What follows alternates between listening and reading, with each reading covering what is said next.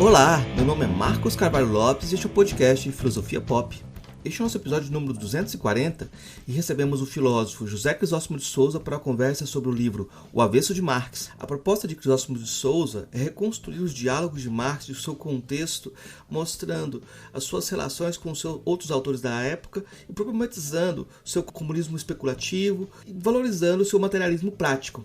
Em 2019, nós já conversamos com o professor José Crisóstomo de Souza no nosso episódio 79, então sobre a proposta de uma poética pragmática. O Filosofia Pop é um podcast que aborda a filosofia como parte da cultura. A cada 15 dias, sempre às segundas-feiras, a gente vai estar aqui para continuar essa conversa com vocês. Intercalando com nossos episódios normais, de quando em quando apresentamos entrevistas temáticas especiais.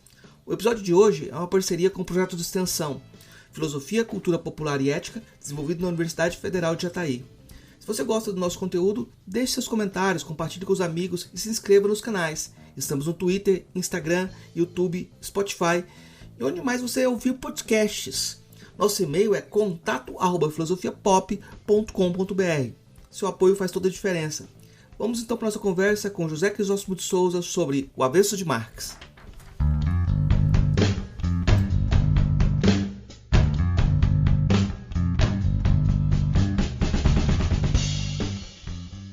Hoje a gente recebe direto de Salvador o professor José Crisóstomo de Souza. É a nossa segunda conversa aqui no podcast Filosofia Pop. E hoje a gente vai conversar, o mote da conversa é esse livro O Avesso de Marx.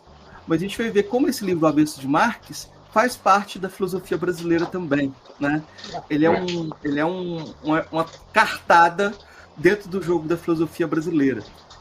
Quando eu comecei a ler o texto e eu vi a história do mito do Humanos, que está em Goethe promovendo uma espécie de união entre divino e humano, eu fiquei pensando assim, Machado de Assis era sacana mesmo, né? Eu fiquei pensando logo no humanitismo, né?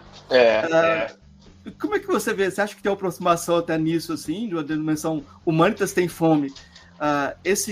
Isso contaminou o pensamento do Marx, essa ideia de uma teleologia, de conjunção, né, que independe da nossa vontade, vai acontecer.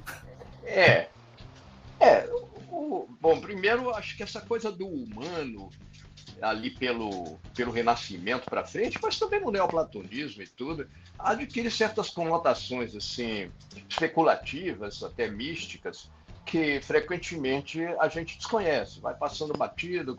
O homem também é um conceito óbvio, o humano é um conceito óbvio, humano, desumano, estamos todos naturalmente do lado do humano, e aí o jogo é jogado. De fato, isso existe, e eu procurei mostrar como Marx, de certa forma, não se dissocia disso, né? Ele nasce naquela Alemanha, floresce naquela Alemanha de transição, né, de ancião regime para a modernidade, de certa forma de cristandade para a modernidade. Isso é muito sentido na Alemanha, que tem uma cultura muito própria, pariu a reforma, mas não só essa expressão um pouco mais modernizante de um cristianismo mais individualista, mas pariu também várias outras leituras profundas, né? Leituras mais panteístas das coisas. Então, isso põe a Alemanha um pouco na reta do neoplatonismo, que é um paradigma que concorre com esse do iluminismo que tomou conta do Ocidente, mas é um leito subjacente que aflora aqui e ali. Então, de fato, eu estudando Marx mais detalhadamente, dos manuscritos para trás até, digamos assim, né, me deparei com esses envolvimentos dele num leito ali que inclui, sei lá, Meister Eckhart, né, e depois o Goethe, naturalmente, que a própria ideia de iluminismo, você sabe, é um termo um pouco ambíguo, né, porque iluminismo, iluminação, né? A gente pensa só as luzes da razão, mas de repente também são luzes de um entendimento superior, de uma razão superior, não certamente não há de ser a do mecanicismo, né? Não há de ser a do racionalismo abstrato. Então, isso tudo está aí um pouco no desenvolvimento desse pensamento alemão do século XIX. para não dizer que está no nosso, talvez até nas nossas inclinações humanas mais profundas, que aparecem nessa ou numa cultura e noutra, como vontade de unidade, né? Essas coisas todas aí que eu gostaria até de deixar claro que quando eu falo isso, não é desqualificação nenhuma. Você mostrar que um pensamento tem um desenvolvimento assim meio metafísico ou meio especulativo, por si ainda temos que ver o interesse disso, as implicações disso, e não considerar que esse enquadramento é um xingamento, porque senão você já estaria falando de fato de um particular racionalista moderno, dominante, binarista, essas coisas todas que a turma mais ou menos vê e que tem um certo fundo de razão. Porque eu não sei se você já viu, tem um conto, uma crônica do Machado de Assis, em que ele escreve um marxista chegando no Brasil, um marxista russo, e ele conta que esse marxista vem para o Brasil, russo, vem para o Brasil para divulgar as ideias de Marx, mas ele percebe que aqui no Brasil já tem um centro marxista, e quando ele senta nesse centro marxista, o pessoal está dançando polca, o pessoal tá celebrando as coisas e carnavalizando, e ele faz um discurso lá, todo revolucionário, o pessoal bate palma e continua dançando.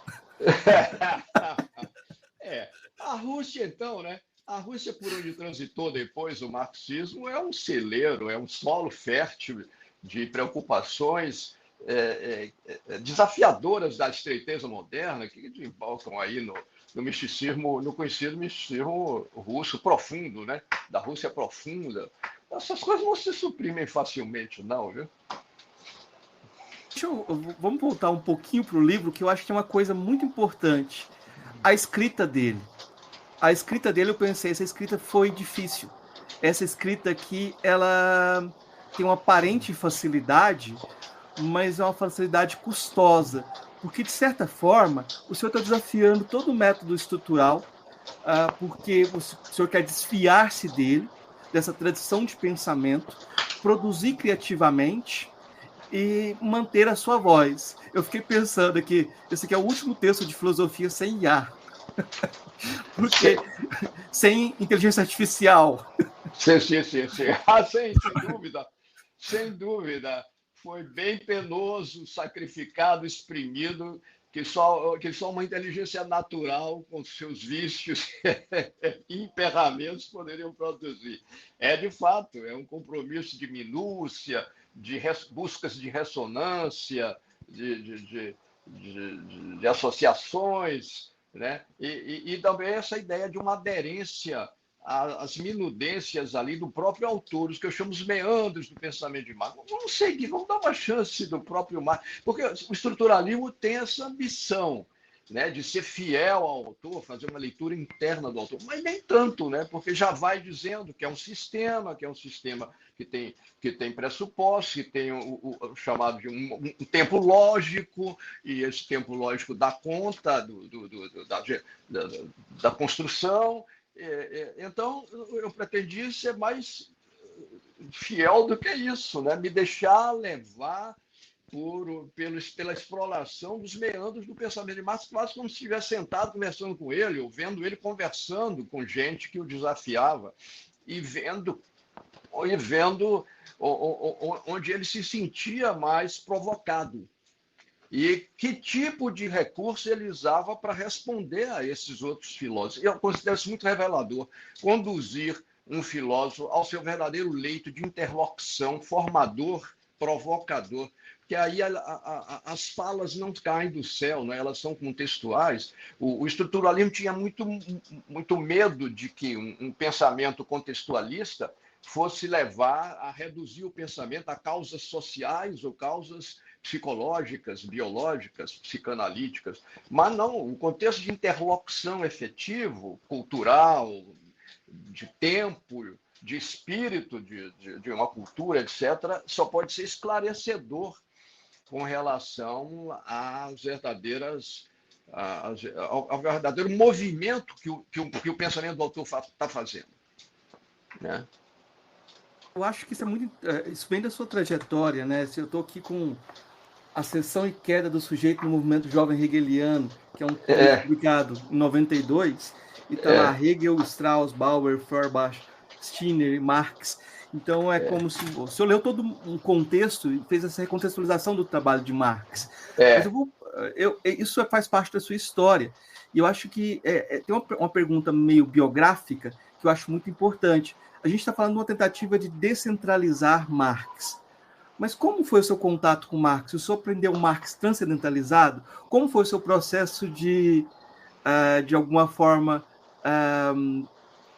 de vida dessa descentralização?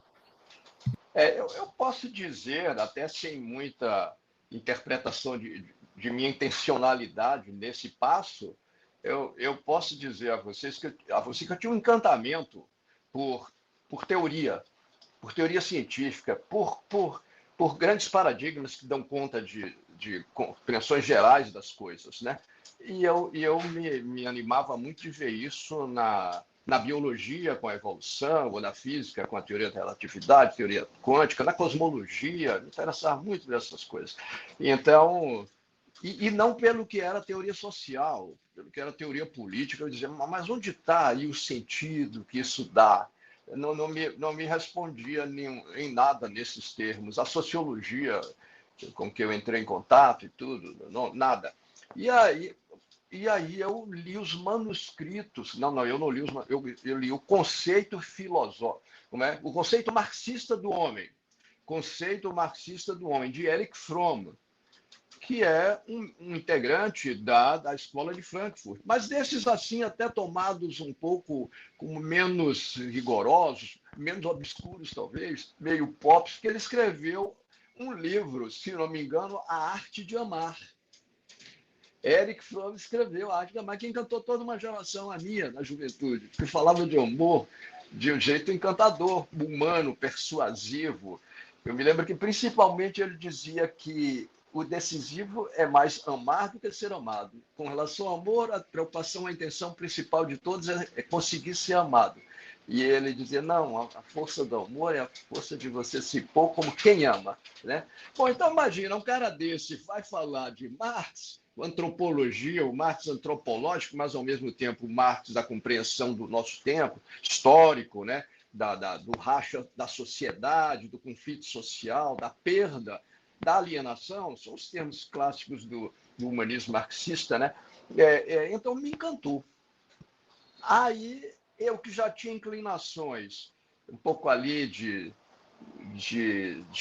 aflições de juventude carente, socialmente atrapalhada ali, eu já tinha inclinação para querer, estava insatisfeito com o mundo e com o que o mundo fazia comigo. Eu digo, opa, aqui agora tem uma pegada compreensiva do social comparável àquelas compreensivas do Darwin ou do Einstein ou do Max Planck, mas não enquanto ciência hard, porque no fundo eu estava querendo essas narrativas pelo sentido de compreensão que eles ofereciam. Então eu tenho um interesse científico, mas sempre tive uma sensibilidade um pouco assim mais hermenêutica, né? de leituras de sentidos gerais, de busca.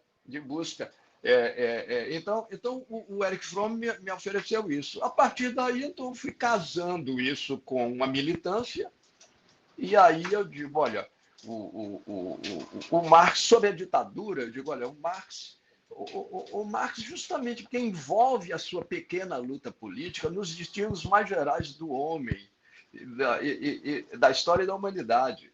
Então, é algo que, sob condições duras como a da ditadura, encaixam assim um modo de vida de entrega, porque a luta contra a ditadura é uma entrega, de certa forma, não quero ser patético, uma entrega da vida, do risco que ela envolve, etc. Então, o marxismo é a coisa. Eu até costumo dizer assim, olha, se voltar à ditadura, eu volto à ortodoxia.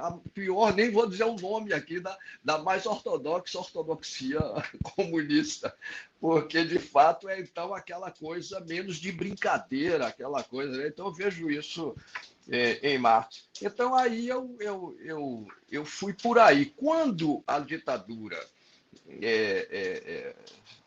distendeu, né, e pintou a democratização, Eu digo assim, agora eu vou fazer isso, mas como filosofia mesmo, eu tenho mais inclinação filosófica do que política. Agora eu acho que as duas estão bem casadas, né?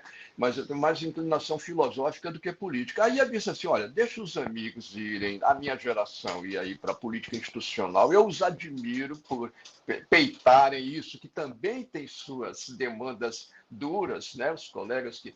E também o romantismo da Revolução checado pelo trâmite prosaico da política tradicional, né, institucional, etc., com sua finitude, né, com sua finitude, eu digo, eu vou ficar, eu costumo dizer assim, um pouco presunçosamente, já derrubei a ditadura, agora eu posso sossegar, agora eu tenho direito de cuidar desse outro jardim. Então, os amigos vão para lá, o Genuíno, Companhia Limitada, e eu vou, que essa é um pouco a geração a que me refiro mais bem circunscrita, e eu vou mexer no negócio do marxismo mesmo, cara. Vou mexer nisso aí, porque eu sempre quis entender melhor o que era aquilo que estava me levando, sustentando minhas crenças, etc. E digo, agora, no combate você não faz isso bem, agora eu vou fazer sim. Vai ser minha contribuição, vai ser meu serviço, vai ser... Porque também aí você enfrenta no debate de esquerda os famosos rachas.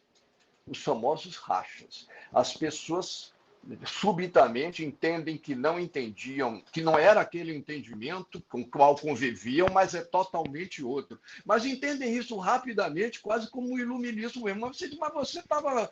Tudo bem, eu acho que você está pensando bem, mas há meia hora atrás você estava pensando tão veementemente sobre outra coisa, de outra maneira sobre isso, e agora? Então, a esquerda vive dessas tendências que estão sempre como recuperações mais autênticas de uma verdade, em conflito com outras degeneradas, etc. Eu digo, mas nós não podemos ser tão infantis nisso. Então, vamos mexer nisso aí. Eu digo, eu vou mexer nisso aí, vou parir algumas coisas, que aí sim, houve quem me dissesse assim, você está querendo inventar a roda. Já tem a roda, quer dizer, a roda é Marx.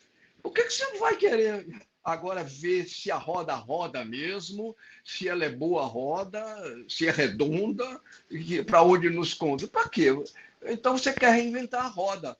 Eu digo, mas eu quero saber justamente isso. Quero checar de que maneira essa roda responde às necessidades do caminho, a qual é a trilha que ela enfrenta, etc. Então, é a hora de eu fazer isso. Aí fui fazer isso com filosofia, fui fazer pós-graduação, pagar o mico, o tributo da filosofia formal, técnica, né? O pessoal quer saber se...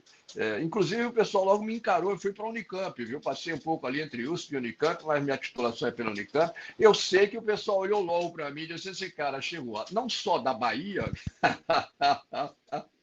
que é um negócio que talvez não prometa tanto, mas ainda vem escrito aqui um negócio que eu vou dizer que é ativista, mas não é ista, mas é coisa até pior.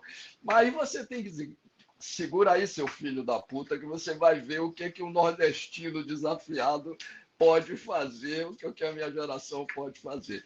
Então, enquanto vocês estão aqui sentados, aí fiz direitinho o tal do dever de casa, né?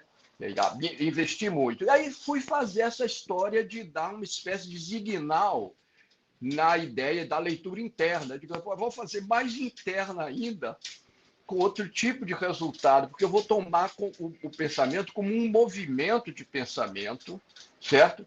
Que se insere numa interlocução tácita ou explícita e que eu capto não por um a priori de que há uma construção lógica, mas eu quero ver mesmo o que expressa um texto, né? Em termos de preocupações, empenhos, interesses, etc., cálculos, etc. Porque o Marx tem um negócio, por exemplo, óbvio, o Marx... O pessoal pega logo o Capital, né? Que é aquela coisa construída mais assim, parecendo o tal castelo de cristal, né? Aquela coisa mais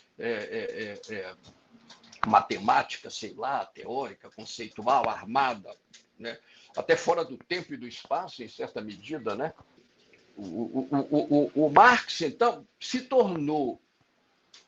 Então, o máximo de Marx seria o Capital. Mas olha, meu filho, o Marx se tornou comunista antes de ter o materialismo histórico e a crítica da economia política.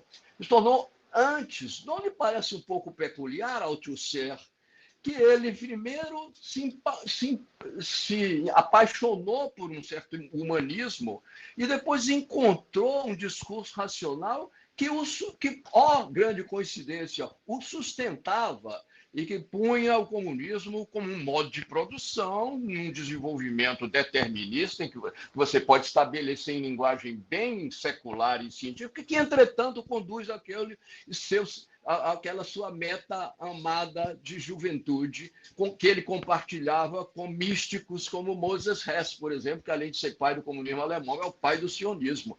Então, quer dizer... Então, tem essa coisa já que sugere que os interesses que eu chamo normativos, ideais, foram mais determinantes do que as inferências lógicas que parecem que quiseram servir a essa construção de adesão mais humanista especulativa que ele traz de origem. Aí eu fui mexer um pouco nisso, me deparei com os primeiros, porque se tem um jovem Marx, tem um Marx adolescente também, podemos daqui a pouco chegar no Marx infante, né? Mas do interesse de pensamento, não precisamos ir tão lá atrás, senão vai ser uma coisa meio freudiana, vamos parar ali nos 4 anos de idade no Édipo de Marx, não precisa ser isso. Mas o que é que foi Marx antes de ser comunista? O que é que foi Marx quando se apaixonou por Hegel e chutou o curso de Direito para a aflição do seu pai, para querer seguir essa paixão por este homem, Hegel, a quem ele se referiu como quase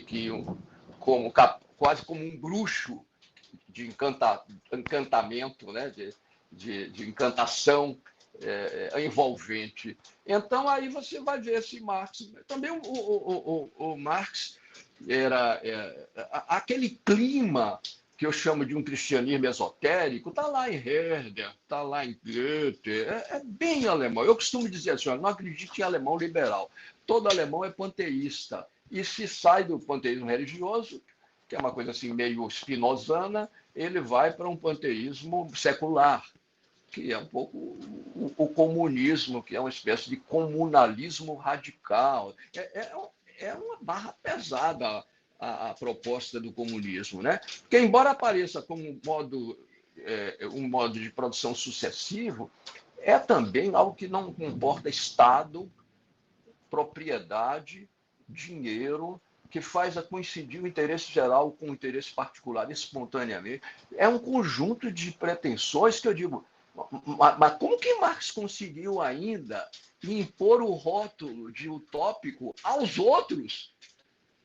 Nenhum outro dos socialistas utópicos tem uma utopia tão plena, radical, como eu diria, etérea, celestial, como o comunismo. Vai ler o que ele diz, o que ele diz. Eu não boto palavras na boca de Marx. Essa minha leitura não é justamente arguta, porque eu não tenho que botar palavras na boca. Eu só tenho que ver o que é mesmo que ele está dizendo, talvez contrariando ele um pouquinho num exercício que ele tem exímio. E os filósofos são bons nessas coisas todas, senão não viravam as estrelas todas que eles são.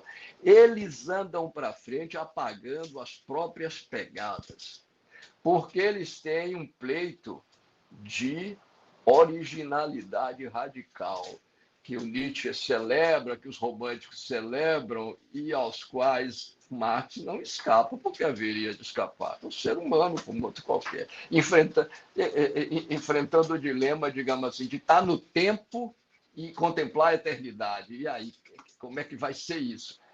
Marx. Se olhar as cartas de Marx, estão lá essas coisas, essas figurinhas que eles trocam com Engels. De maneira que, se agora você vê uma espécie, a tal da teologia da libertação, só surpreende ignorantes. Por exemplo, como é que o cristianismo agora abraçou Marx? Meu Deus, deve ser porque Marx é tudo. Não é, porque Marx já nasce colado com uma certa leitura esotérica do cristianismo. É perfeitamente previsível o que acontece. Aí eu me pergunto um pouco, você me detém aí na hora que você quiser, eu me pergunto um pouco, eu que gosto desse tipo de especulação, mas me pergunto, sim, mas vale misturar assim com a política? Por alguma razão a gente separa igreja de Estado. Não é por razões somente político-práticas, é por pressupostos um tanto de episteme, de compreensão das coisas. Se organiza o Estado com base em arranjos de convivência. Já essas coisas não tem nada a ver com arranjos de convivência, tem a ver com coisas muito mais sólidas, pretensões de mais sólidas do que de arranjos precários, de paixão subjetiva, de entrega de vida, etc. Então, não há muito. Posso falar francamente, eu não gosto muito das coisas do Leonardo Boff, por exemplo, mas gosto das coisas do Clodovis Boff. O Clodovis Boff, muita gente que é político vai ler, vai se desencantar, porque ele está querendo fazer religião quando faz teologia. Então, eu tenho uma certa, vou entregando aqui de barato, um certo ceticismo com relação a isso que virou um pouco a característica da nossa esquerda. Misturar um pouco religião católica, protestante e anátema. O que a gente permite ao católico, certo catolicismo. Nós todos somos católicos. Eu sou católico de formação, posso dizer, como era aluno estudioso, até de catecismo eu fui bom e tudo, mas não fui coroinha. Mas de toda maneira, eu acho que o meu livro tem essa intenção de radicalizar, de secularizar um pouco Marx e de desnaturalizá-lo, ele não parecer tão óbvio, porque, me permita, tem esse chavão de, por exemplo, quem conhece um pensamento só não conhece pensamento nenhum. Isso para nós filósofos faz sentido, porque você está operando no interior de certos pressupostos, ali tem uma certa circularidade implícita, então o pensador, segundo ele mesmo, é o máximo e por boas razões, que são as dele. Então, mas você tem que entender que você está capturado por aqueles pressupostos, então tudo faz sentido absoluto e quem vier de outros pressupostos, por definição, não dá conta do que ele falou aqui, dá conta de outra coisa. Mas nós temos essa disposição. A filosofia, apesar de tudo, todo filósofo sempre quis dar a última palavra, mas sabendo que tinha muitas outras antes dele e duvidando de que não houvesse outras depois, Tanto assim que o Hegel lá para as tantas que pegar tudo junto. Não, mas é esse movimento todo, eu estou ali dentro dele. Eu só estou melhor porque eu peguei isso tudo aí. Eu quero estar dentro disso aí, me pôr na extensão disso aí. Bom, mas então o marxismo tem muito disso. De ser autossuficiente. Daí você vê esse livro, é o que, basicamente? Dizer assim, olha, você vê Marx falando desses filósofos todos. E o que eles diziam mesmo por si, primeiro ponto. Segundo, o que eles diziam de Marx? Você faz, então, um jogo de espelhos. Você vê Feuerbach, etc., como Marx os espelha. Agora você vai ver como é que você pode ver Marx espelhado por esses outros caras que não eram pensadores desprezíveis, nem deixavam de futucar Marx onde dói. E isso não é relativismo, a gente não é relativista por isso, mas a gente quer entender que o movimento de pensamento não se sustenta dogmaticamente, ele reflete pontos de vista que procuram dar conta da realidade, não se equivalem todos, se batem com o real e, portanto, podem ser medidos pelo real, mas o real também é sempre dito, é sempre parcialmente visto. Então, a filosofia promete manter esse jogo aberto em benefício de construções melhores, de compreensões melhores, não é isso mesmo? Então, aí vai na direção da democracia. Não, eu acho que essa recontextualização é um movimento quase como o que o senhor fez com o Marx, porque o senhor pegou o Marx e mostrou o contexto dele. Eu estou tentando jogar no seu contexto de formação para a gente ver como um corpo produz um texto, de certa forma. Mas a gente, nesse sentido, eu acho que a narrativa que eu mais gosto sobre essa transição da ditadura para a democracia é a narrativa do Luiz Eduardo Soares, quando ele deu a volta pragmatista dele. Ele fez um romance chamado O Experimento de Avelar.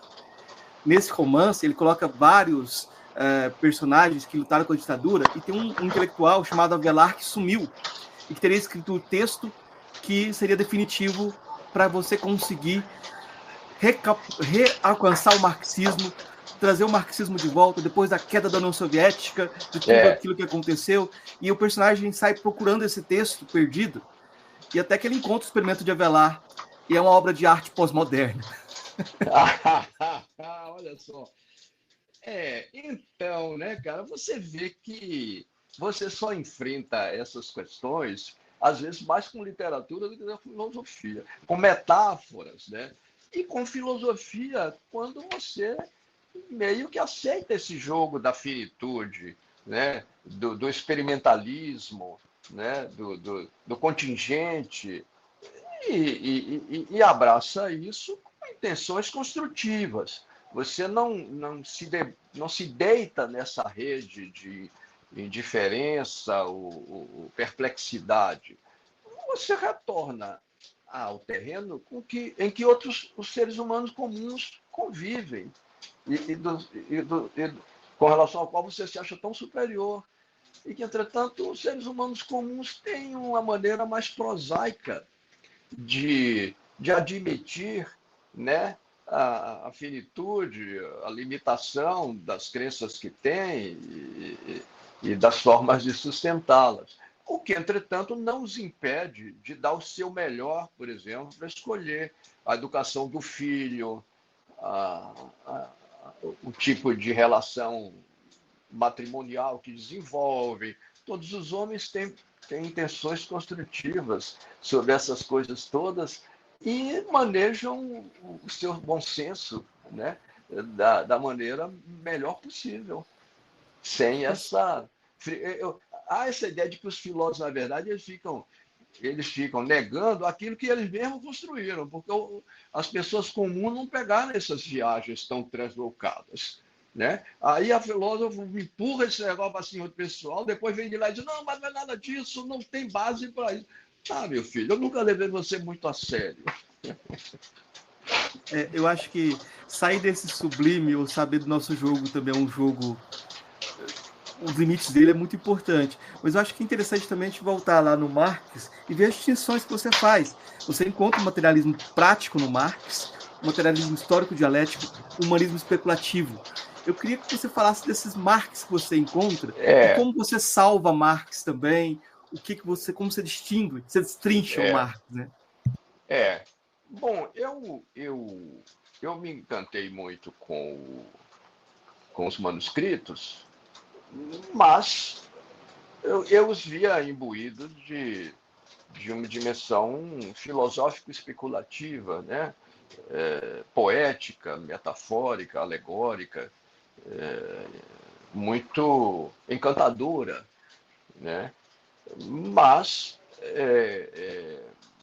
pertencendo mais ao campo um pouco da crença, daquilo que acolhe seus afetos, né? Certo tipo de inquietações, etc.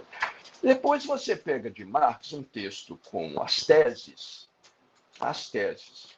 Bom, eu me encantei pelas teses, são só 2 páginas, né? Você pode mastigar direitinho.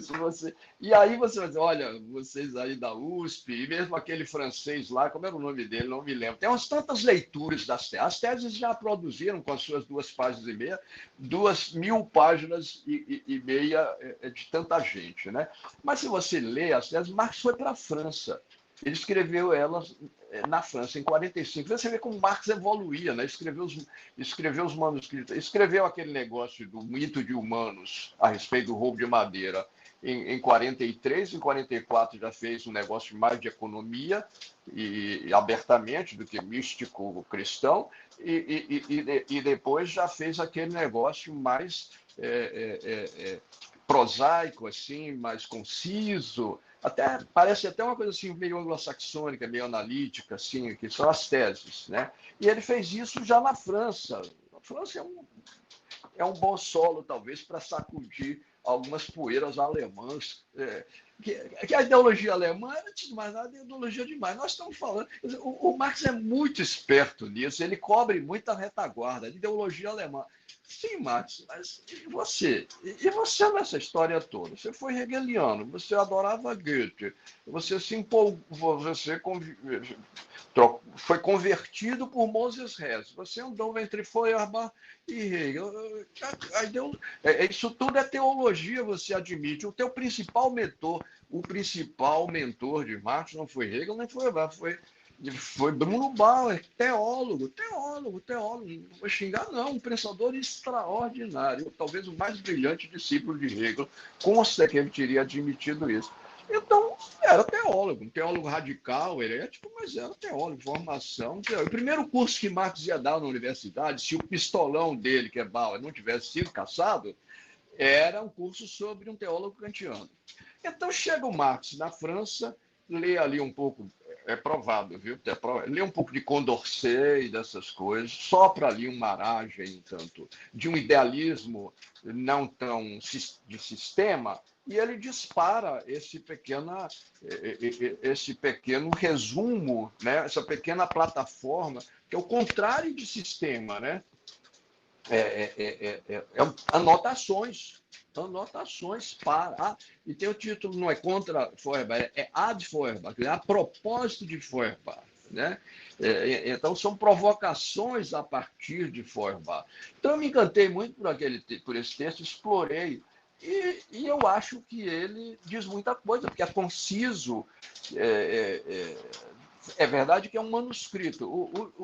O João Quartinho de Moraes, que é um marxista de quatro costados lá da Unicamp, ele disse, não, mas o negócio que ele não publicou, você não pode pegar.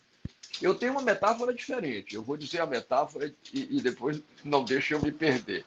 A metáfora é o seguinte: você quer ser pintor, você não vai para o Louvre e fica olhando a Mona Lisa. Você vai para o ateliê do artista e vê os esboços, as molduras, os cavaletes, as tintas, os rasgados, o chão e tudo. Aí sim, meu filho, ali é que você vai ver a filosofia nascendo.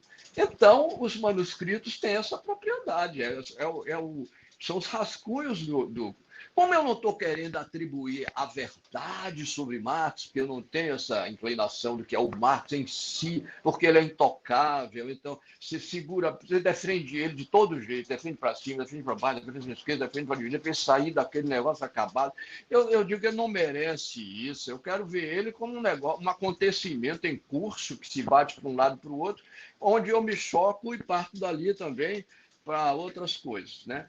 Então, as teses têm esse caráter assim de um rascunho. Ali, no rascunho ele tem coisas assim bem centrais. Uma dessas é que ele diz que, apesar de ser assim tão resumido, ele diz aí o que é a realidade, o que é a atividade, o que é o conhecimento, o que é o real, o que é o conhecimento do real e o que é a ação dentro do real. Ele responde às questões principais da filosofia. O real é atividade sensível. Olha que coisa magnífica, cara. O real não é algo, não é um objeto, não é uma coisa. É um movimento, é um processo. Ai, não gosta disso? Então, assuma, cara. Marx também está dentro do processo. Então, se você quer sair do manjado aí, até moderno, dualista, cartesiano, o real é atividade sensível, não é atividade linguística, não é atividade subjetiva, é atividade sensível. Quer dizer, é atividade social material, né?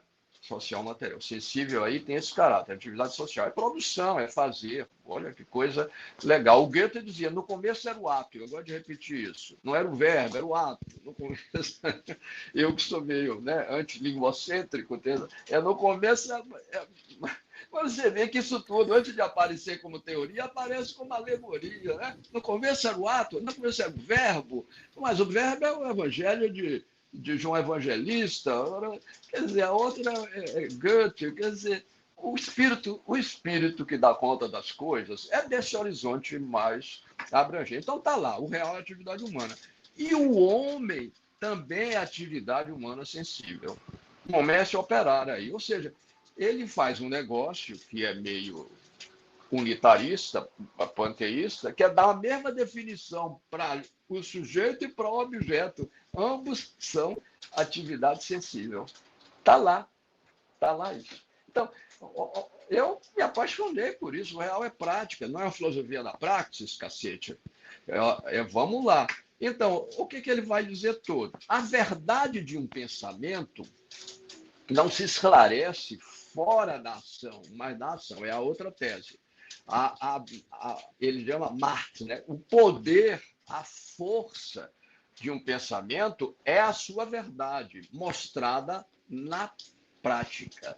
Então, na verdade, essa é a declaração mais pragmatista de Marx. O pessoal pensa que os filósofos têm até agora interpretado, mas trata de transformar. Não é essa, depois eu posso dizer por quê. É essa outra. É essa outra. Então, a verdade de um pensamento, meu filho, não é algo que você fica discutindo fora da prática. Então, essa é uma tese, em princípio, experimentalista, né? Arregaça as mangas, meu filho, e meta a mão no real, e o real material. Mesmo esse real aí, político, institucional, se você tem inclinações menos dualistas, ele está impregnado de matéria também, né? Vamos dizer assim, que é uma expressão que Marx usa para a linguagem. A linguagem está impregnado de matéria e está impregnado para algo que está fora de sua cabeça, né? Ele diz que a linguagem é impregnada de matéria e é a única consciência que interessa porque é aquela compartilhada com os outros homens, é aquilo que você fala. Está no trânsito do entendimento humano das coisas, porque o entendimento humano é social e ele valida e serve a uma conduta que é social. Então, você vê quanta coisa tem ali de extraordinário e que não entra ainda em teleologia, não entra ainda em determinismo, não é verdade? Não entra muito em especulação, não entra em moralização, não entra em presunções de valor muito arrogantes. Então, está lá. E mais coisas a gente poderia ver, por exemplo, quando ele diz contra o materialismo anterior. O materialismo anterior, ele se põe acima da sociedade, porque ele pretende transformar a sociedade. Aí é que ele pergunta, mas quem vai educar o educador? Quer dizer, o pensamento entra na realidade para construí-la, etc. Em cima dos outros homens, né? E esse pensamento aqui, quem é que checa ele? De onde vem? Como é que vai ser ele educar? Como ele vai ser corrigido? Só dos outros homens é que precisa ser esclarecido. Qual é a sua fonte? É exterior a essa dinâmica de envolvimento com o mundo? Aí vem uma sugestão que é a de que não só o pensamento se prova na ação, mas como ele se engendra na ação. Obviamente, somos seres desse mundo, é uma coisa meio darwiniana, básica. Você se bate desde menininho, pegando, cheirando, lambendo. É aí que vai entendendo assim, entendendo assado, o que é duro, o que é frio, o que é bom, o que é alimento, o que não é. Então, o pensamento também nasce. Então, aquele negócio tem a prática, mas também a teoria. Todos os dois são importantes, 50-50. Não é 50-50. Tem a prática humana. A prática humana é pensada que o homem não é bicho burro. Vamos dizer assim, meio simplificadamente, nenhum bicho é burro. Mas o homem é assim, o pensamento é o pensamento da ação. E se prova na ação e se engendra na ação. É esse recurso que você tem de fazer um arrazoado sobre o que lhe aparece no trato com as coisas. Então, eu digo que essas teses de Marx eu digo, então esse é o tal do materialismo prático de Marx. E eu digo assim, Marcos, ele nem sempre é tão fiel assim. Porque, bom, vamos e venhamos. Se você lê o próprio Capital, se você lê o próprio Lucas, você lê os Grundes, você vê que se dá muito ao momento da conceituação. Se dá muito e se confia muito que esse movimento da conceituação é uma reconstituição do real total, na minha cabecinha singular. Porque, de fato, a cabecinha de Marx é posta num lugar singular acima dos outros homens todos. É embaraçoso para quem é socialista e comunista, no plano ontológico e político, no plano epistemológico, achar que a apropriação da verdade é um movimento subjetivo, singular, que reproduz na mente o movimento geral. É uma má epistemologia, é uma epistemologia burguesa, anticomunista, não é comunalista. Você sabe que a filosofia contemporânea progrediu mais no sentido de perceber a verdade como justificação, como adquirindo uma certa verificação na interlocução com os homens e no trato com a vida. Quer dizer, até Marx, até Hegel, que é o campeão do idealismo, se você for ver a dialética do senhor e do escravo, o escravo vai sacando melhor o que é o mundo porque ele mete mão nele. O senhor não mete mão nele. Então, o escravo fica mais sabido do que o senhor. Não é a interação conflitiva, intersubjetiva, que por si engendra essa intimidade superior com o mundo.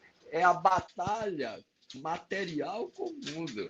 Olha, para uma sociedade escravista como a nossa, hein, Gessé?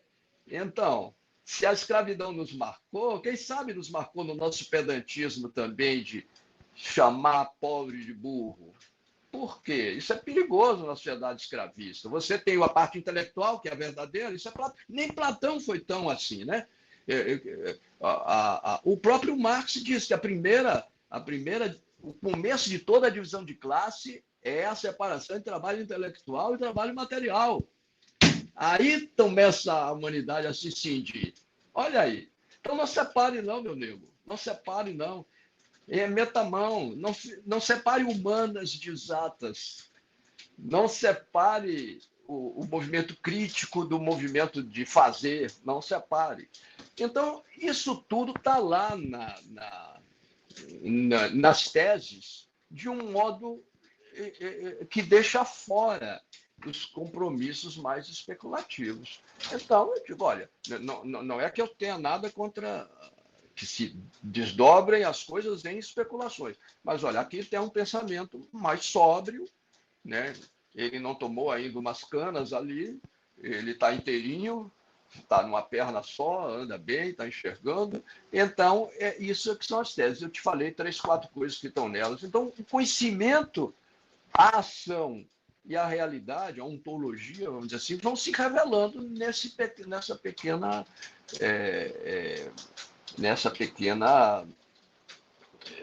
produção. Mas respiro agora. Sim, sim. Mas esse Marx materialista prático é o que você quer resgatar, de certa forma. Mas existe um Marx histórico, dialético, e esse humanismo especulativo também, né? Eu acho que é bom fazer a crítica desse também, para a gente seguir. Olha, deixe-me lhe dizer uma coisa. As pessoas gostam de dialética e acham que é por esses meandros de contradição, exteriorização, alienação, eventualmente, unidade, diversidade, particular, universal, etc. Não é nada disso. As pessoas não gostam de dialética por nada disso. As pessoas, mais uma vez, gostam de dialética pelo conteúdo normativo da dialética. Isso é um pouco nietzschiano, né? Que, no fim, é a moral que está por trás de nossas declarações mais objetivas, neutras, sobre o que é. São declarações sobre o que deve ser, né? Então, tem essa dimensão normativa da dialética. Qual é a dimensão da normativa da dialética? É muito simples. É a ideia de Aufhebung, é a ideia de superação. E é a ideia de emancipação. É a passagem da... Aí é que está. O Marx é mais hegeliano do que a gente gostaria para não ficar embaraçado. O Althusser viu isso. O Althusser viu que Marx é uma combinação de Hegel com Feuerbach. Aí disse, meu Deus, não dá, porque Feuerbach não tem cientificidade aí.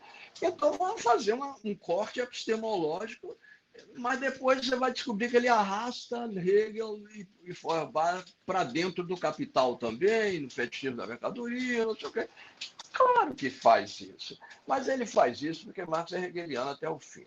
Então, quando Lenin leu o Capital, diz, pimba, quem não ler a grande lógica... Aliás, não é bem assim. O Capital ele leu logo.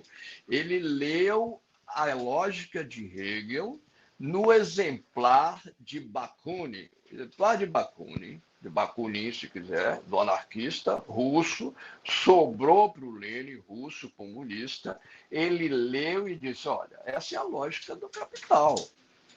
Quem não lê não entende o Capital. Ele ainda diz, ou seja, ninguém entendeu nos últimos 50 anos. Quer dizer, Marx morreu ali de 80 e poucos, né? Então, bota mais 50 anos aí, é mais ou menos, Lenin leu isso, se não me engano, em 1916. Então, o que é a construção da grande lógica? É a passagem da lógica objetiva à lógica subjetiva. A lógica passa do ser para a essência, para a substância e para o sujeito. Essa progressão é a lógica da emancipação. Não é por acaso que outro marxista, cujo nome não vou me lembrar aqui agora, que eu não sou tão bom assim, estou velho, ele disse, a dialética é a álgebra da revolução. É a álgebra da revolução, é a lógica do movimento complexo real de construção das coisas. Então, a dialética interessa porque ela primeiro torna o real lógico. O movimento do real é lógico. Olha, o pessoal acha que é muito leigo, cara, mas dizer que o real se move por um sentido lógico, racional, é uma progressão que tem uma lógica, quase como se você fizesse com a física. Você descobre aquela matemática que dá conta de que a onda e a partícula são a mesma coisa e tudo, e lá vai Bohr, Rutherford e companhia, e mais o gato de Schrödinger, etc. E aí, mas então você tem a ideia, despodoradamente, meu irmão, eu dou um tapinha nas suas costas e digo, mas você já notou, cara, que você está dizendo não só que o real é racional, mas que o real é lógico, ele tem um movimento de tese, antítese, síntese, de ascensão, mesmo que de forma complexa, rica, mas dotada de um sentido cumulativo, construtivo, que aponta para um certo sentido. Então é a lógica da passagem da substância ao sujeito, que a substância é real separado do homem. O que é o sujeito? Não é ainda aquele homem isolado que se confronta com seu real produzido como estranho a ele. É aquele que vai, então, não só na cabeça, mas na apropriação real do mundo, chamar as circunstâncias para dentro do processo de racionalização do mundo, que é humano e tem bases objetivas. Então, o Marx da dialética é justamente o Marx de um certo sentido. Não é o que todos nós queremos, que o real tenha sentido, que aponte para alguma consumação, que pelo menos quem tem formação judaico-cristã, como nós no Ocidente, porque se você for budista, talvez não seja bem assim. Mas essa ideia mesmo, olha aí, quer dizer, digamos assim, responde às expectativas de dar sentido à vida de uma forma E as pessoas vão passando nisso como se não tivesse essas dimensões, não se nutrissem, não se sustentassem também. Então, eu quero dizer isso, que a ideia do método, da lógica, que é um organo racional, fecundo, produtivo, porque o real tem movimento. E perceber sentido e lógica nesse movimento faz sentido, mas talvez não como um sistema fechado, com começo, meio e fim, tão providenciais. Não é isso mesmo? Eu costumo dizer assim, olha uma coisa, Marcos, que eu digo que Marx faz. Repara bem que coisa. Marx é um autor que faz com que aquilo que é moralmente condenado é materialmente condenado. O que é moralmente condenado é materialmente condenado pelo próprio movimento do real. Isso é um providencialismo que nenhum cristão enuncia de forma tão radical, cara. E o real tem um sentido. Ele é a narrativa de uma queda, de uma salvação, de um renascimento, de uma recuperação. Então, é isso aí. Vai xingar isso aí? É uma narrativa. As narrativas impregnam tudo, mas entendam, então, que há essa coisa tão animadora que quando eu estava na ditadura, quando você pensava que podia ser morto, capturado, torturado e morto, o que você pensava? Vou lhe dizer. E era o sujeito que segurava a tortura melhor, era o que fosse capturado no auge dessa empolgação, desse entusiasmo. Você sabe que é entusiasmo etimologicamente, né? Então, Deus dentro de você.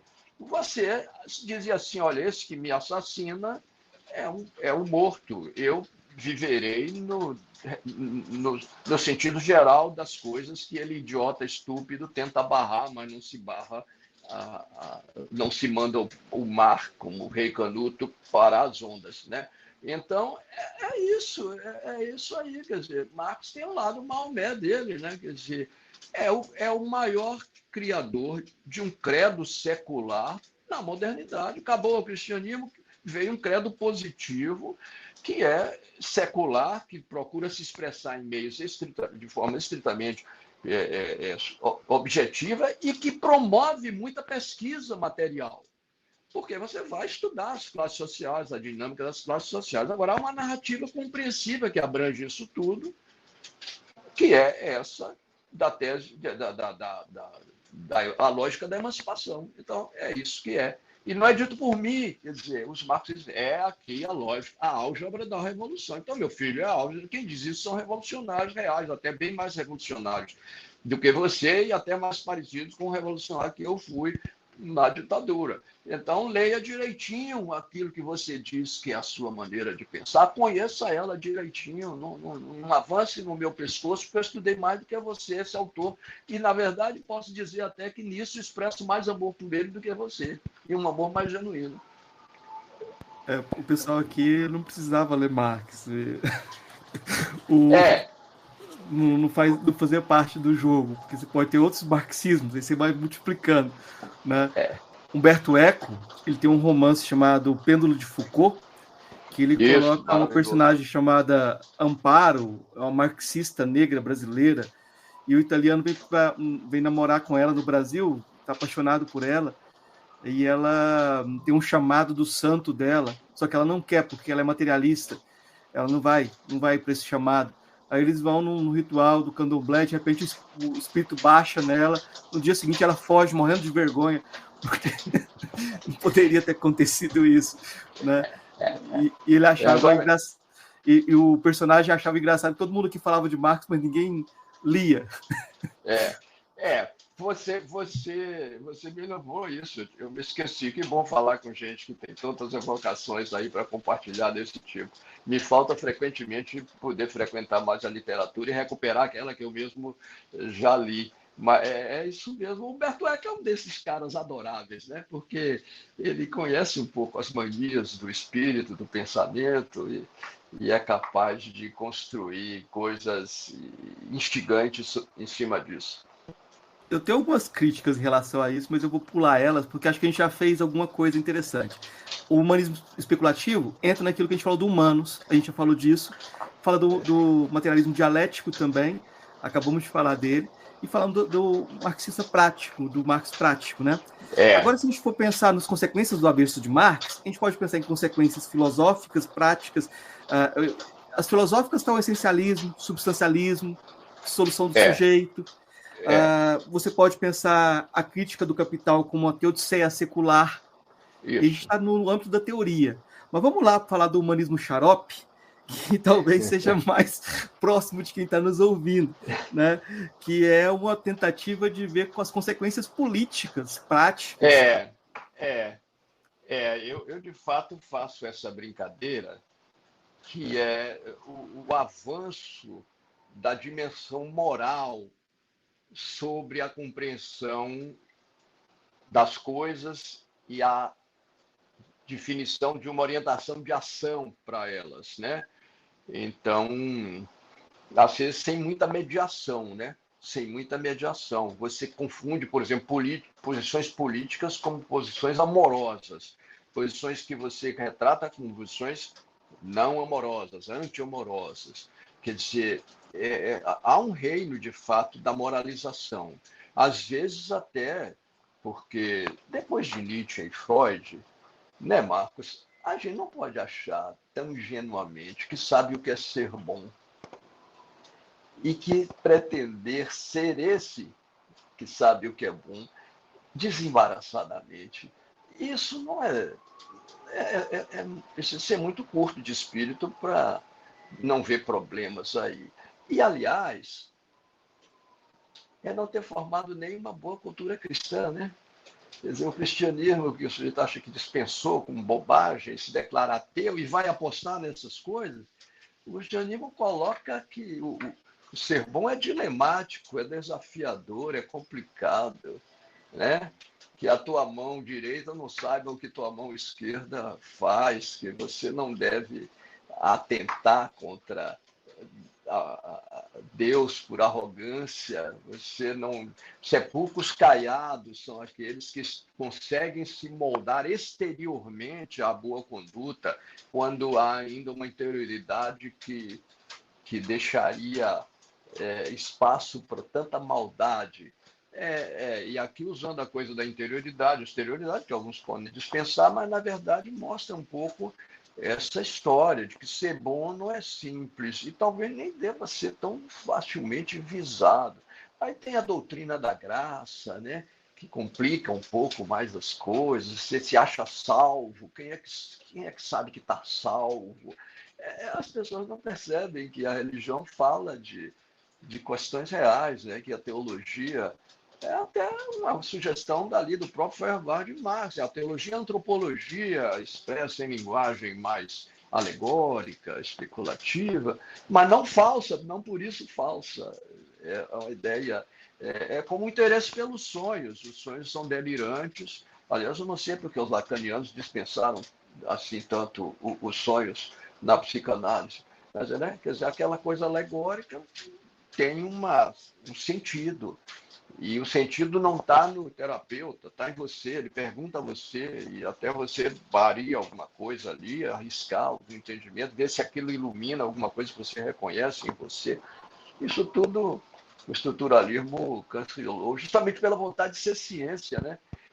E deixar essas coisas todas que estão em Marx e até ainda em Freud no terreno das presunções do humano, né, não rigorosas, não positivistas no sentido. Porque tem um positivismo do estruturalismo, né, que o Foucault até, de certa forma, reivindica, mas que o trai depois como normativismo furioso. Então, o moralismo, a moral não só é um assunto desafiador, dilemático, como ele também aparece de forma robusta em atitudes de intolerância, perseguição, em inglês tem aquela expressão self-righteousness, né? Self-righteousness é certeza da própria bondade, é um crime, é execrado. Self-righteousness não é uma coisa que você deve alimentar, supor-se certo, imaginar-se dono do que é bom.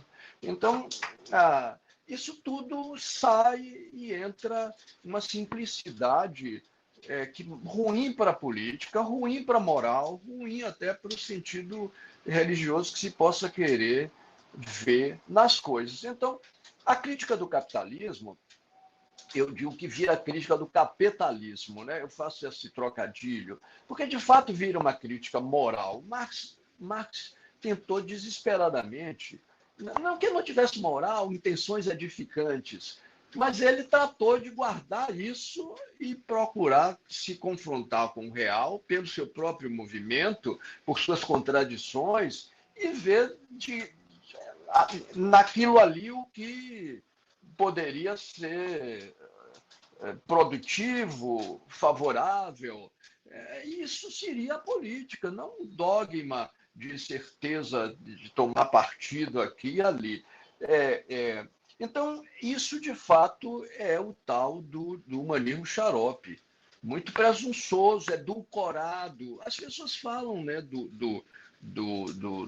da autoajuda, mas ficam no mesmo barco bastante. Não, eu sou dos que acham que entre Schopenhauer e autoajuda, a distância não é tão grande assim. Eu não acho ruim que as pessoas... Você vê o Paulo Coelho, por exemplo, é uma pessoa tolerante, é uma pessoa simpática, construtiva. Eu costumo dizer que é um Hermann Hesse mais aguado, para a massa. Então, perdeu-se esse sentido de desafio na compreensão do bom e do mal e nas escolhas que se fazem na vida. A minha geração, olha aí a presunção, a nossa, em certo sentido, você está careca, mas tem idade de ser meu filho, um pouquinho aí, você raspa a cabeça, mas enfim, na minha geração, você carregava Marx debaixo do braço, né? Cultura axilar, né? Botava Marx debaixo do braço, mas você botava outros dois autores que compunham um tripé mais complexo. Um era Sartre e o outro era Hermann Hesse. Eu falei de Paulo Coelho, Hermann Hesse que me perdoe, eu falei de Paulo Coelho, lembrei de Hermann Hesse. Hermann Hesse, os dilemas da busca de si, mística, etc., no Novo das Estepes. Aliás, ele tem um livro que é Narciso Goldmund. Goldmund em alemão significa Crisóstomo, mesmo que Crisóstomo em grego. Então você pode imaginar eu, garoto, também, querendo identificações animadoras para mim, eu dizer, eu sou o Goldmund aí, cara. Eu tenho eu Crisóstomo. Então, quer dizer, você tinha... O que é Sartre? Sartre é justamente o desafio da má-fé, da presunção moral, o apelo à autorresponsabilização por suas próprias escolhas e não a imersão das suas escolhas em algum determinismo social que as imponha de fora para dentro. Não é isso que é Sartre? Então, esse tripé fazia da gente, mesmo sob a ditadura, priorizando tudo pela política e pelo credo político, fazia da gente... oferecia para a gente uma compreensão um pouco mais rica e provocadora no campo do pensamento. Eu fico achando que perdemos um pouco disso, né? E que as pessoas que leem Marx hoje, sei lá, leiam Kundera também, leiam Dostoiévski, leiam mesmo Sartre, por que não? Então, eu leio um pouco de existencialismo, assistam, leiam livros e filmes que provoquem essa ideia dos impasses. Eu estava vendo Marlon Brando no Vidas em Fuga. Vidas em Fuga é um filme porradão do John Huston, né? Mas é uma peça de um dramaturgo americano, Tennessee Williams. Eu acho que é uma peça do Tennessee Williams. Então, se exponham a essas coisas, busquem esses desafios, não se reduzam à simplicidade. Então, é isso que eu chamo do humanismo xarope. Aí tem essa história do letramento, quem é letrado, vamos letrar, ele não é letrado, né? Não é letrado nesse modo iluminado de crer. Quer dizer, o que é isso, cara? Então o mundo está dividido em letrado, que comodamente é você, e iletrado, quem não pensa como você. Mas o que é isso? Assim, você espera levar a melhor nisso de forma tão barata? Você quer ser bom a tão baixo custo?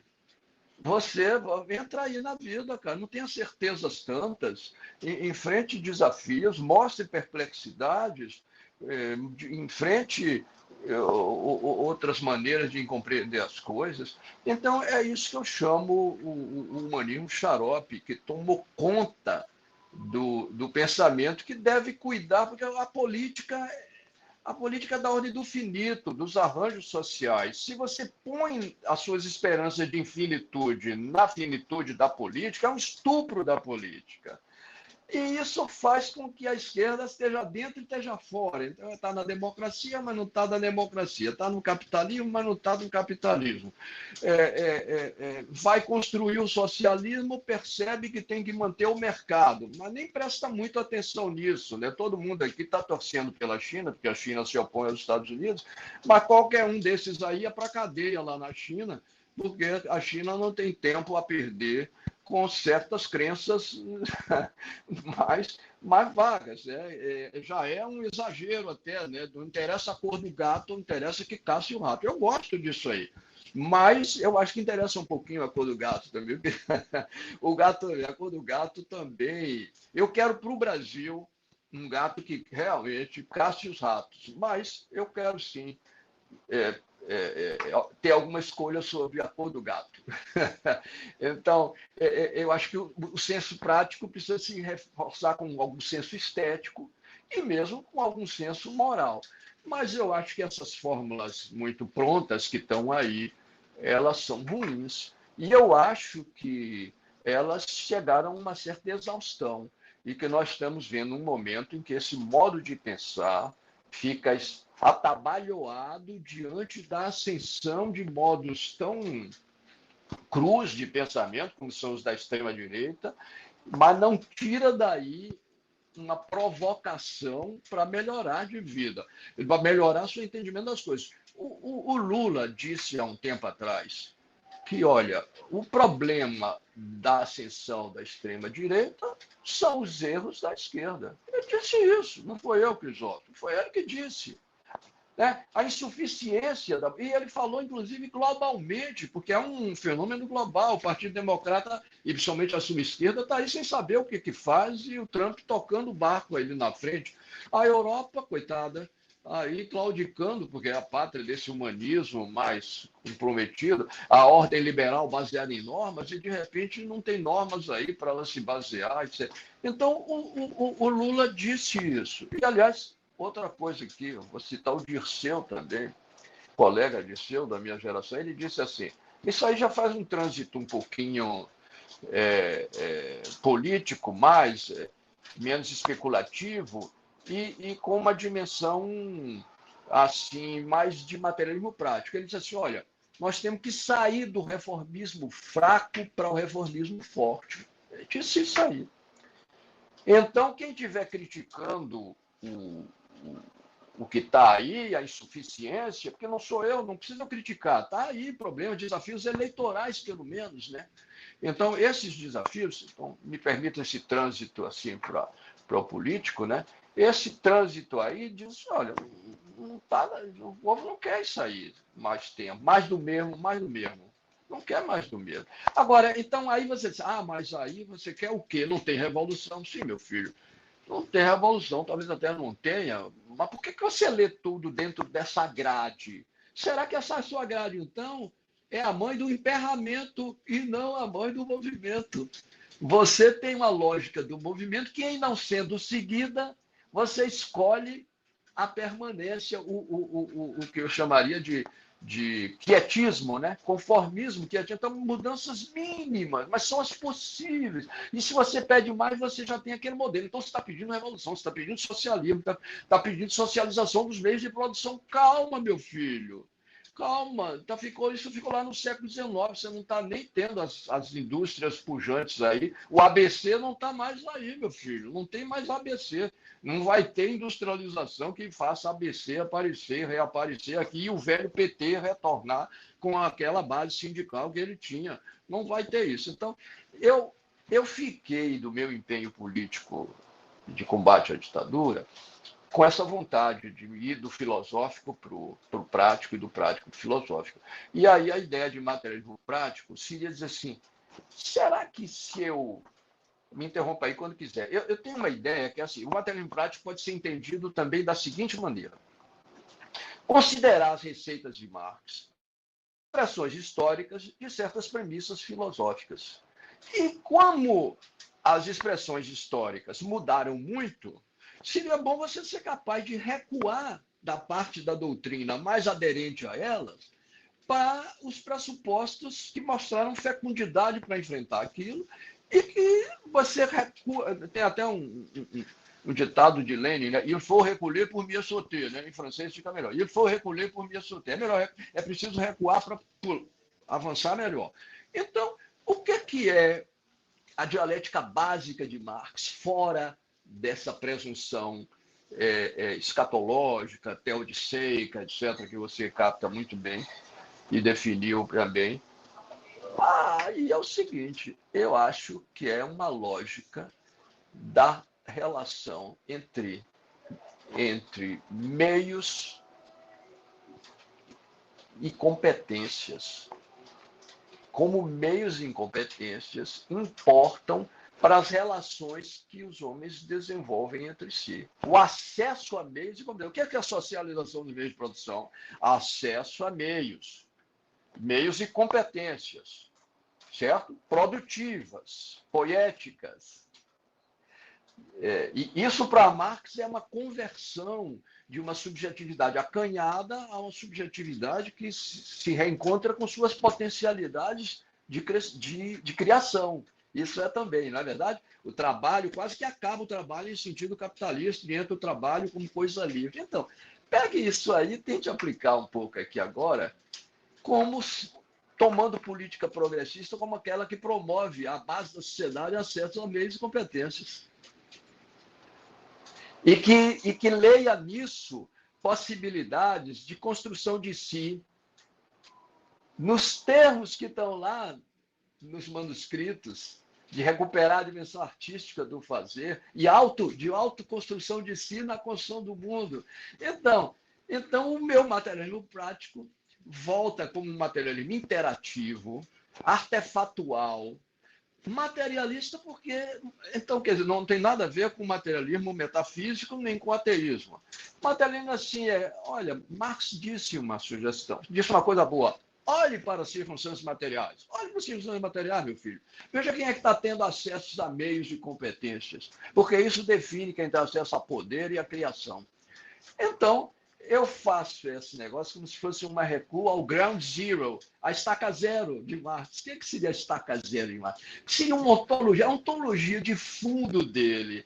É uma ontologia do material sensível, ativo, prático, articulado por relações sensíveis que encontram suporte na materialidade do mundo, nos meios, no acesso aos meios e na assimetria desses acessos. Então, de repente, você readquire uma plasticidade da teoria que se concilia com a plasticidade que o real mostra historicamente. E que Marx quer dizer que mostrava, o real é um fazer aberto, construtivo, etc.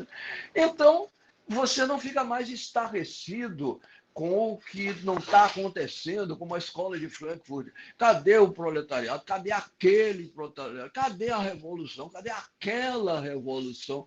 Meu filho, então você daqui a pouco vai lamentar que o Brasil seja um país de nível médio, porque se ele fosse um país feudal, ele ia fazer a revolução e tomar o Palácio de Inverno, a queda da Bastilha, e aí ia ser o melhor dos mundos possíveis. Então não está vindo isso, você fica fazendo também algo que, do ponto de vista político e ideológico, pode revelar que você está mais preocupado com um projeto de partido do que da emancipação dos outros, que você está querendo dizer o que é emancipação. Porque isso Marx diz assim, A emancipação dos trabalhadores é obra dos próprios trabalhadores. Ele não é muito fiel a isso no resto da sua teoria. Eu posso ir por aí e mostrar, mas deixemos isso aí. Mas que tal achar que não só são eles que são os agentes da sua emancipação, mas são eles que escolhem o conteúdo do que acham que é emancipação? Aí ninguém quer, porque você quer ter a receita. Você é intelectual de classe média, etc. Então, o marxismo às vezes sustenta essa presunção de você ocupar o Estado e prover os imbecis, né? Me desculpe, né? Bom, na condição de assistidos. Aí, por exemplo, se fala com respeito ao empreendedorismo. Claro que o empreendedorismo, nessas circunstâncias que nós temos aí, é uma farsa, né? Mas e o assalariado? Você esquece que assalariado é a escravidão moderna? O que tem de tão extraordinário carteira assinada, meu filho?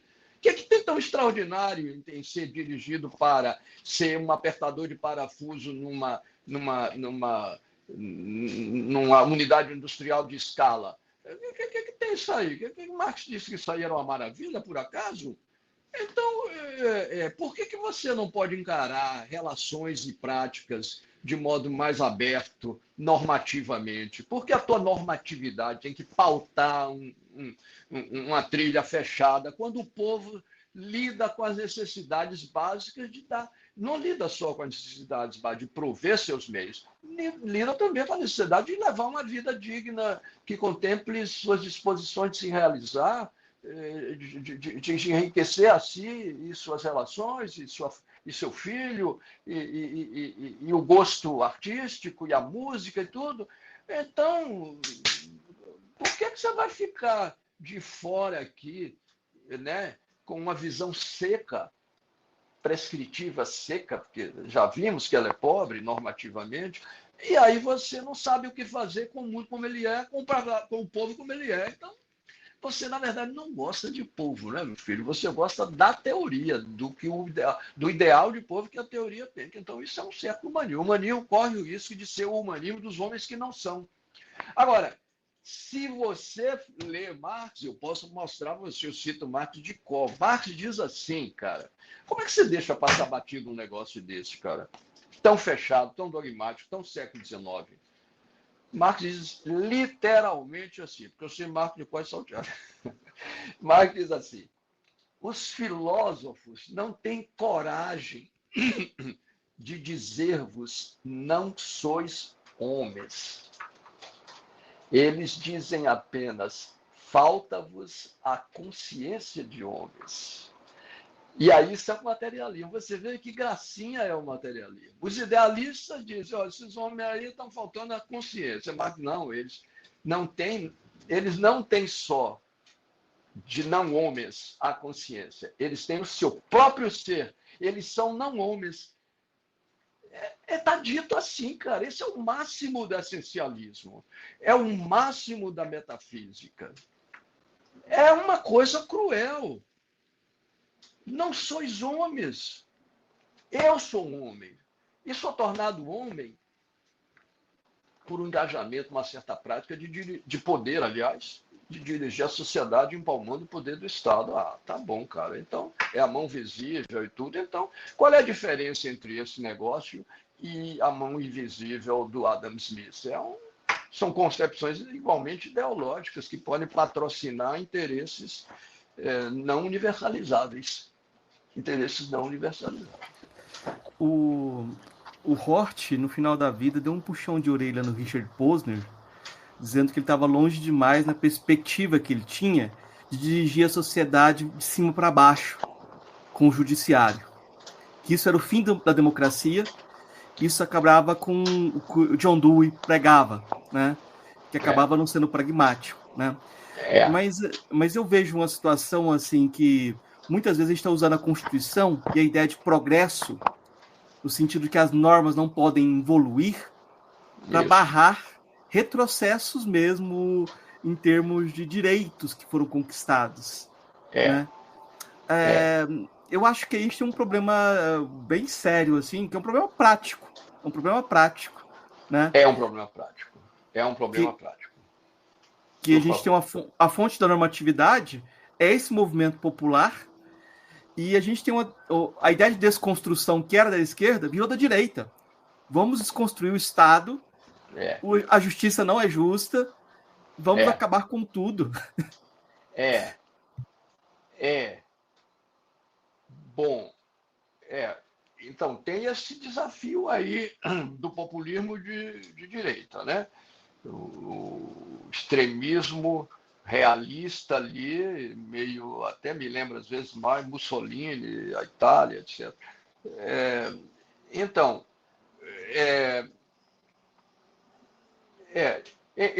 eu acho que a vida de pensamento, ela se reconciliar com o real,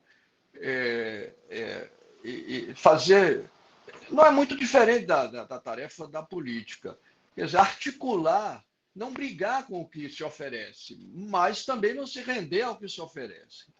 Mas, honestamente, como o filósofo, como publicista, como alguém que participa da discussão da esfera pública, e o político como agente estatal, vamos dizer assim, produzir,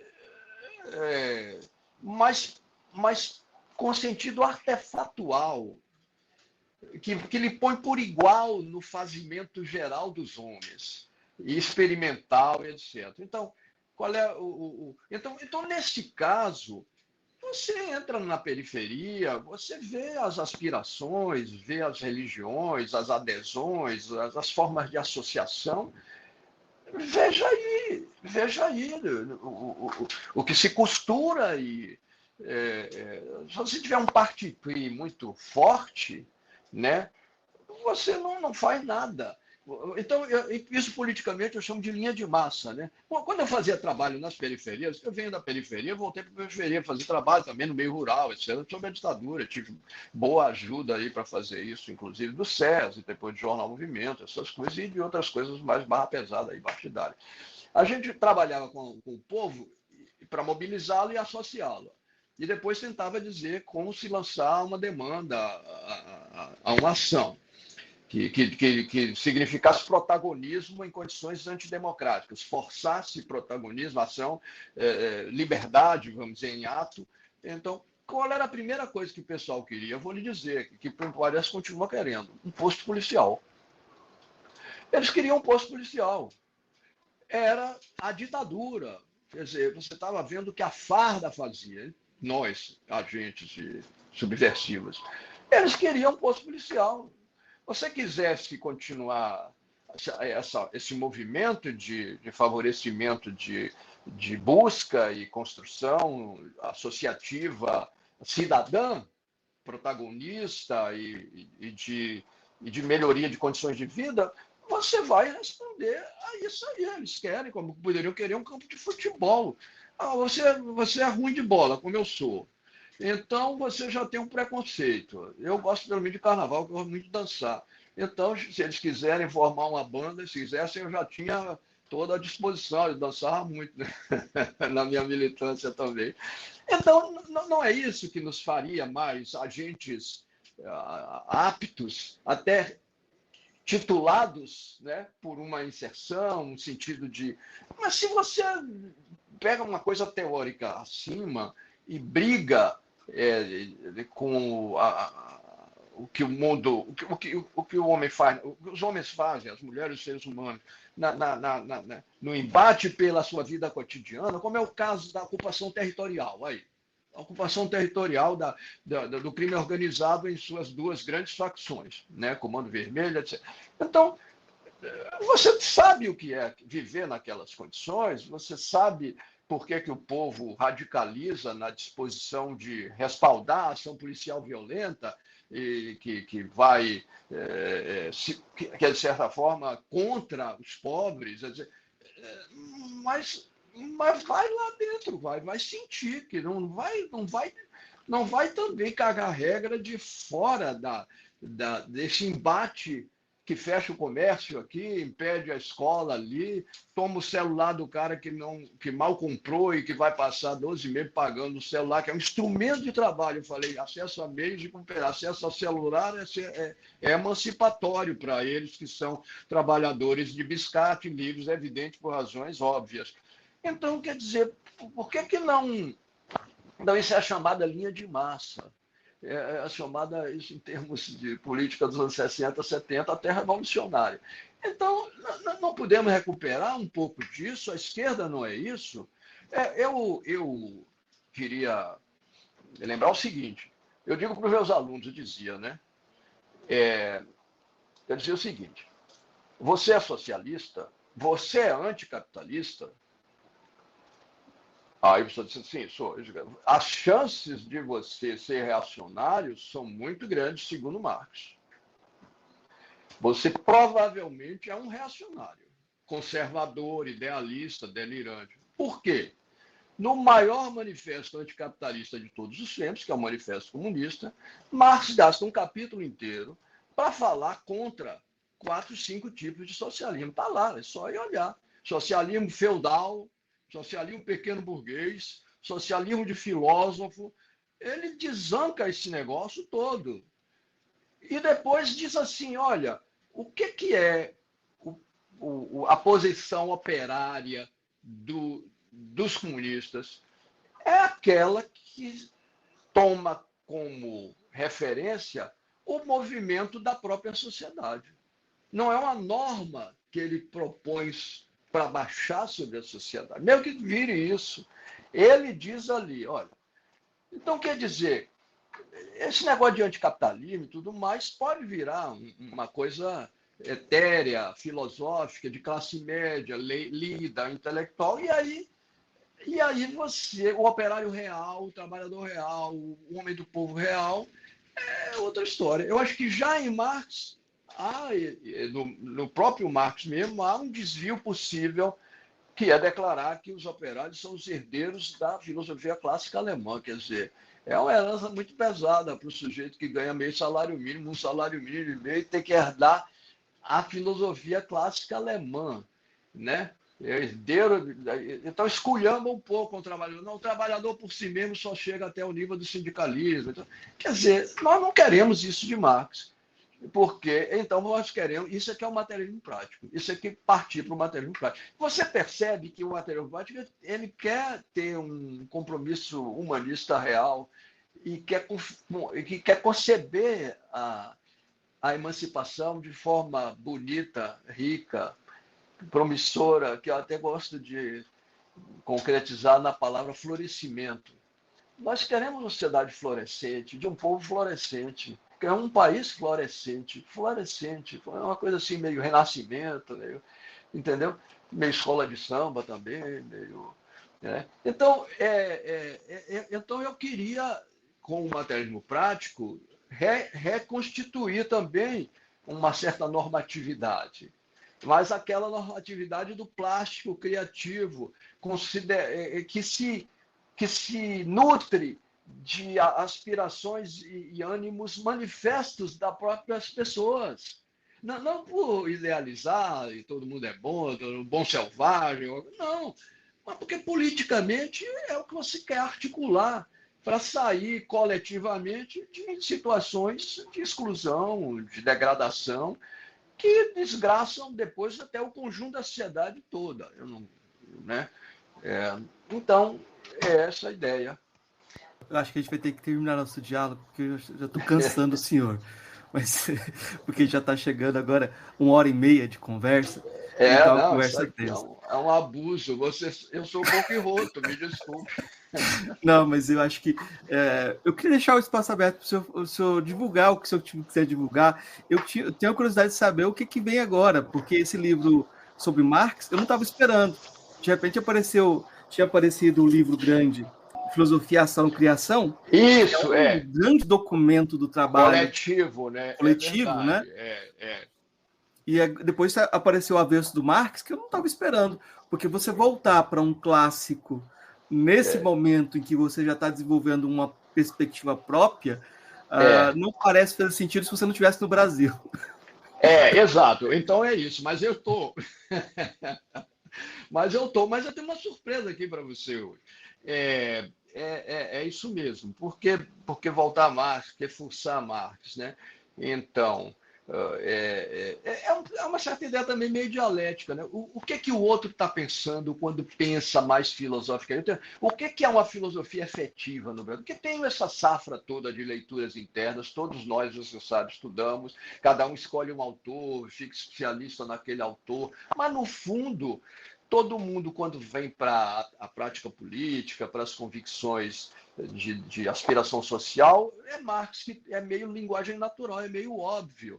Então, se você quer falar da filosofia como coisa viva, e não simplesmente como leitura exegética desse ou daquele filósofo, que é um cultivo bom, necessário, e que pode também ser frutífero. Você pegar Marx, as pessoas falam, todo mundo fala, mais-valia, emancipação, socialismo, comunismo, modo de produção, alienação, trabalho livre, fetichismo da mercadoria, né? É uma coisa popíssima. Então, eu entrei aí por causa disso. Mas, então é uma coisa meio dialética, quer dizer, a sua fala se desdobra na fricção com outras falas, no diálogo, no agonismo, e ali você cria uma inclusão dialógica, né? Uma inclusão dialógica. Então, agora, eu tenho esse livro, que está saindo agora. Olha só. Para além de Marx e Foucault, Pro Filosofia da Praxe com Poesia. Então, esse Foucault barbudo, né? Não, você sabe que eu pedi ao editor, não, um cara que me auxilia nessas coisas, eu digo, tem inteligência artificial aí, vamos fazer uma figura entre Marx e Foucault. O Foucault-Marx, o Marxou. Aí ele não fez, eu fui lá na inteligência artificial, futuquei, saiu isso aqui. Ele é um híbrido de Marx com Foucault. Certo? E então, na verdade é isso. Se eu recuei para o século XIX, pelo menos agora eu recuei para o século XX. Marx e Foucault. Eu considero que esses continuam definindo o que é política progressista, o que é política de esquerda no Brasil hoje. Continuam definindo o que é. E tem um parentesco velado que transparece no fato de que todo mundo que é Foucaultiano também é anticapitalista, é também marxista, vê também o capital como grande coisa. Então, eu disse, agora eu vou pegar esse negócio que é o que informa as humanas de modo mais completo. E botei esse subtítulo porque eu avanço um pouco mais no tal do qual que é o meu materialismo. Então, no Marx eu fiquei muito na leitura interna, vamos dizer assim, na crítica imanente, né? E dá para entender o que eu estou mexendo, mas eu não desdobro. Nesse aqui, eu já digo, olha, eu já entro mais no que é esse materialismo prático poético meu, e por isso eu chamo o outro, o subtítulo do outro é para uma filosofia com futuro, não é para uma filosofia do futuro, é para uma filosofia com futuro. Quer dizer, eu acho que Marx não tem mais tanto futuro. Então, um pensamento que responda a esse futuro que está chegando aí, você precisa de descongelar Marx para se tornar disponível para isso. E aqui já é um pouco mais, eu dizia assim, olha, eu quero que você se torne disponível para um ponto de vista prático-poético. É isso que eu tenho. Então, nesse livro, eu já amplio o diálogo de Marx para Foucault, sempre colocando em xeque o que são as humanas hoje no Brasil, o que é o pensamento universitário, que termina determinando, em boa medida, o que é o pensamento de esquerda. E aí, então, saí para dizer mais o que eu acho que deveria ser. Então, se você me dá essa oportunidade, essa aqui é um exemplar de correção. Ainda nessa semana, eu falo com o meu editor para imprimir e jogar no mercado, vamos dizer assim. Vou em primeiríssima mão aqui para você. Não, então a primeira indicação é para além de Marx e Foucault, que vai estar saindo em breve. Eu vou fazendo as indicações aqui. Eu vou voltar lá atrás e vou indicar Ascensão e Queda do Sujeito no Movimento Jovem Hegeliano, que vocês encontram em algum sebo bem documentado aí, porque é um texto de 92. Filosofia, Ação, Criação, vale a pena comprar o livro, mas você pode encontrar ele para baixar na internet, ele está de acesso gratuito no site da UFBA, né? Tem um mais antigo que talvez seja a Filosofia Entre Nós, é um livro que ocupa um lugar muito parecido com de como fazer filosofia sem ser grego, ser gênio ou estar morto. Sim. Gonçalo Armil Los Palácios. São ensaios de metafilosofia no Brasil, que um dia eu vou escrever sobre isso, como essa metafilosofia converge para um pragmatismo epistemológico. Vários autores começaram a fazer metafilosofia, Paulo Arantes, você, o Margutti, muita gente fazendo metafilosofia e todo mundo convergindo para alguma coisa. Então, depois eu vou colocar vocês como personagem da minha história. Esse formato aqui não foi um diálogo em que eu pudesse lhe ouvir mais e travar um papo entre filósofos aqui, mas você está com essas ideias que me parecem interessantíssimas e que, no fim, é um pouco essa coisa, né? Eu quero, na verdade, fazer brotar um certo percurso nacional de pensamento.